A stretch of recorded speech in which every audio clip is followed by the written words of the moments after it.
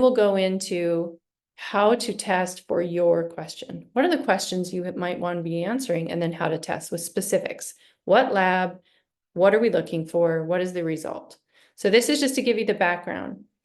These are going to tell us if fungus is surviving inside your body somewhere or on your body somewhere, like a fungal skin reaction. It does not tell us if that fungus is actively making toxins as well. Sometimes the fungus that can move into you can actually become a little factory of toxins inside your body. Now, if you ask an EENT that, a regular conventional one, they'll say, I'm nuts.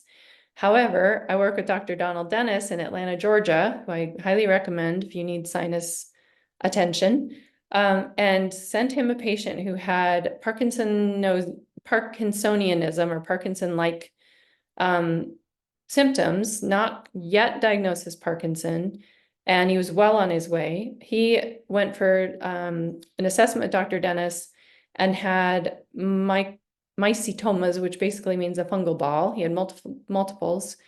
Dr. Dennis took that out of his body, put it on the sterile pad, and that fungal ball continued to make mycotoxins on the pad, out of the body. So if he was doing it there, you'll better believe it was doing it inside the body. So this has been established. He's publishing his research that yes, these things can make toxins inside of you, which is gross.